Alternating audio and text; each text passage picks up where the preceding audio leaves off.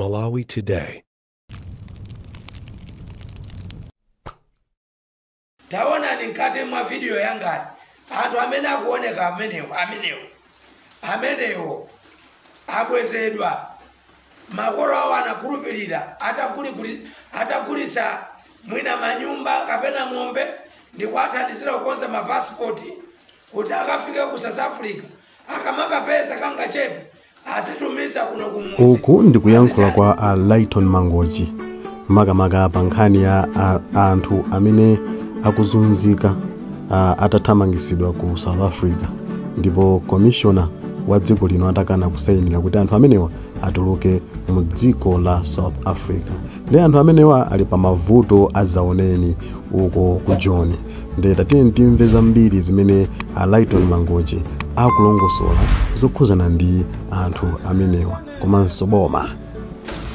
Ine comrade Lighton Mangochi zandikhudza kwambiri nditaona ka video kamene kakuchita trend Amalawi ali ku ndende ya Randera chonsecho boma la South Africa ataona kuti ku ndende kuja kuli mavuto ananu kusowa kwa madzi chakudya anachita release kwa kweza mabasi over 8 kufika pa Beit Bridge womalizira kuti asaine high commissioner watu wa dziko la Malawi ku South Africa Stella Chilipo Ndau akuti wakana kusaina kuti Amalawi acha abwezedwe kuno kumudzi.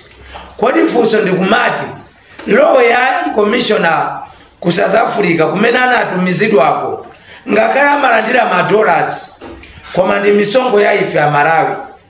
Anthu amene acha anapita kumene kuja malinga ndi zipsinjo zimene zili kuno kulephera kwa utsogoleri wa president Chakwera ndi boma la MCP.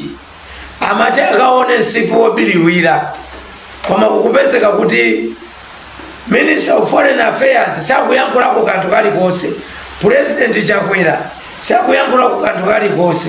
Inunso maka ndiziti iweyo commissioner, high commissioner iweyo Stella Ndau Chilipo chifukwa chani sunachite saini kuti anthu acha abwere kuno kumudzi kwawo. Makolo anawo anakulupirira pokulisa ng'ombe ndi ziwiya zina zake kuti ana acha apeze transport apite umene kuja ukasaka nsipu wobiriwira. Koma inu high commissioner zikukhala ngati mwina moyo wanu mulibe ana kapena mavuto simadziwa amene ali ku Malawi kuno. Ndizomvetsa chisoni kuti president watu zambiri amati sakuzidziwa. Minister raso Nancy Tembo ngati Foreign Affairs Minister sakuyankhulapo kena kalikonse. Ndiye ngati Amalawi sakuthandizidwa abwezedwanso ku ndende ya Randera.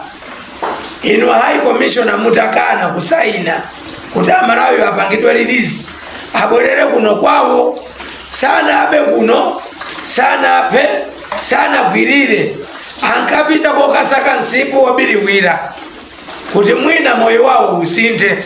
Komanso anthu akapita ku South Africa amati akapeza kanga chepe amathandiza makolo awo amene kuno you fresh akumugula pa 1000 kuchoka pa 80 kwacha mboma la DPP, amene akugula soya pieces pa 800 kuchoka pa 60 kwacha pa boma la DPP. A president inuyo ngati achakwera mwina nkuteka kundende simunalaweko. Inu high commissioner nkuteka muripotasa pa mtambasane a minister a foreign affairs Nancy Tembo nkuteka kundende simunalaweko. Mutifuse ife amene tinalawa kundende kuti ndende imakhala bwanji. Sibwezi mutalola moyo woterewu wankaza kuti Amalawi amene anafika pa Beit Bridge nkukana kusaina boma la Malawi ndikwabwezaso kulandera prison. Ndizomvetsa chisoni. Taona nikate mwa video yanga anthu amene akuoneka amenewo abwezedwa makolo awo anakulupirira atakulisa mwina manyumba kapena ng'ombe ndipo athandizira kukonza mapasipoti kuti akafike ku South Africa akamaka pesa kanga chepe azitumiza kuno kumuzi azitandizira makolo wawo. Mukumva bwanji? Please inu achakwera mene muri president yapo, mene mukumvera kukoma apo, sikuti ine Lighton Mangochi kapena anthu andendewo kapena anthu asa kumuzi akumva kukoma choncho. Please amayi Stella Chilipo Ndau osapanga moyo wankazi, Ananse Tembo Minister of Foreign Affairs osapanga moyo wankaza.